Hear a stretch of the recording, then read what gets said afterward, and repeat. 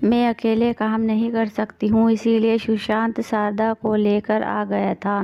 शारदा बच्चों को लेकर उसके साथ वापस जाने लगी तो माँ ने सब कुछ जानते हुए फिर से समझा दिया कि अब वही तुम्हारा घर है। कुछ समय पश्चात सास ससुर की मृत्यु हो गई थी। शारदा ने भी सालों में चुप्पी साध ली थी, क्योंकि मायके में अब माँ नहीं रही। पिता को देखने के लिए अभी भी चली जाती थी। विजय छोटा भाई है, जिसकी नौकरी शहर में लगी थी। उसने अपने घर को किराए पर दे दिया। बड़े भाई शंकर के साथ पिता रहते थे। उन्होंने रिटायर होने के बाद पीछे जो जगह थी वहाँ 2 कमरों का एक घर बना लिया था। सबने सोचा कि दोनों लड़कों के लिए घर है, फिर एक घर क्यों नहीं बनाया है। उन्होंने जवाब दिया था कि 3 महीने पहले की बात थी कि शारदा के बड़े भाई ने उसे खबर भेजा कि पिताजी की तबीयत बहुत ख़राब है, तुम्हें याद कर रहे हैं, जल्दी से आ जाओ। शारदा ने पति को पिता के बारे में बताया और अकेली ही मायके चली गई। वह जैसे ही पिता के घर पहुंची तो जैसे पिता उसका ही इंतज़ार कर रहे थे, उनको देखा और कुछ इशारों में कहना चाहते थे। बड़े भाई ने कहा कि आप निश्चिंत रहिए, आपके बाद भी शारदा यहाँ आती जाती रहेगी। पिताजी की उम्र हो गई थी, उसकी मृत्यु उसकी आंखों के सामने ही हो गई थी। 12 दिन कैसे बीत गए पता नहीं चला। सारे रिश्तेदार चले गए थे, सिर्फ दोनों भाभीियों के मायके वाले रह गए थे। मैं भी अब जाना चाहती थी। शारदा ने भाभी से कहा कि मैं भी चलती हूँ। भाभी ने खाने की चीज़ें बांध दी जो शारदा की बेटियों को पसंद है। अभी वह अपनी अटैची लेकर निकलने ही वाली थी कि बड़े भाई ने पीछे से पुकारा, शारदा रुक जाओ, कल चले जाना। शारदा को समझ में नहीं आया कि आज क्या है।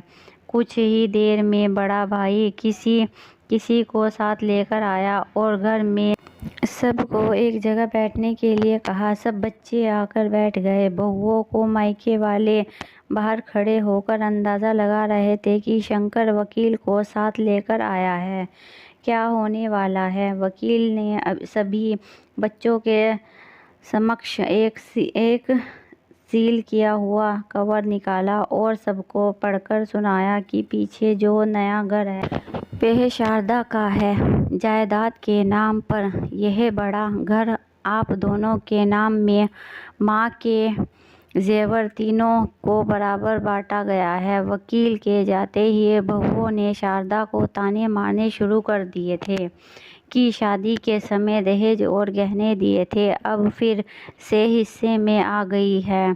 शंकर ने पीछे वाले घर के पेपर शारदा के हाथ में रख दिए और कहा, थोड़े दिन में जेवर भी भेज देंगे। शारदा घर से बाहर आ गई थी कि किसी ने उससे बात नहीं किया। शारदा की लड़कियों के लिए भाभी ने जो भी बनाया था उसे देना भूल गई थी। शारदा इस घटना को घंटे 3 महीने हो गए थे ही रसोई की तरफ बढ़े।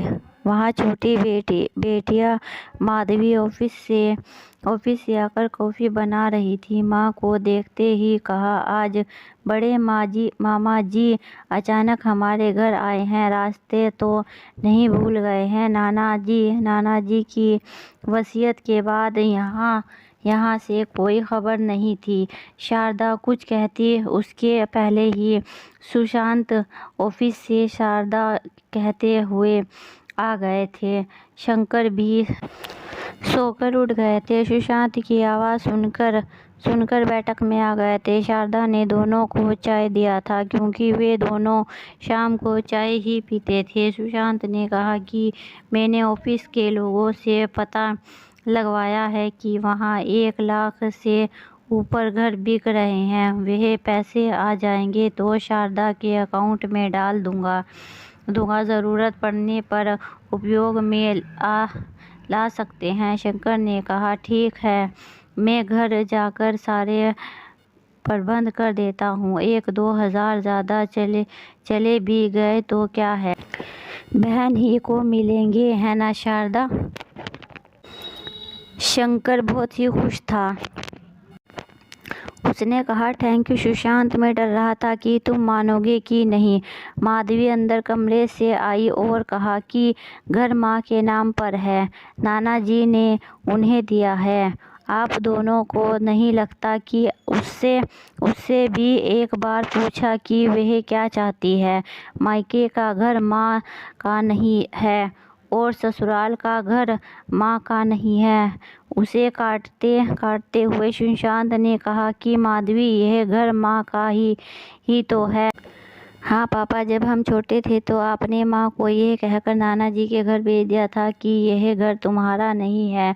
वहाँ नानी ने बताया कि यह घर तुम्हारा नहीं है बेटा, तुम्हारा ससुराल ही तुम्हारा घर है। आज जब उनका अपना घर है तो आप उनसे बिना पूछे उसे बेचने की बात कर रहे हैं। आज की लड़की माधवी ने माँ की तरफ मुड़कर कहा, माँ, जहाँ ज़रूरत है वहाँ तो कुछ बोल दिया करो। आप चुपचाप कैसे रह सकती हो। मामा जी और पापा, वह माँ का घर है, उसे वह नहीं बेचेंगी। क्यों माँ, मैं ठीक कह रही हूँ। माधवी को बातें सुनकर शारदा की आंखें खुशी से चमक रही थी और आंखों में खुशी के आंसू आ गए और उसने कहा, हाँ, मैं सर हिलाकर अपनी मर्जी बता दी।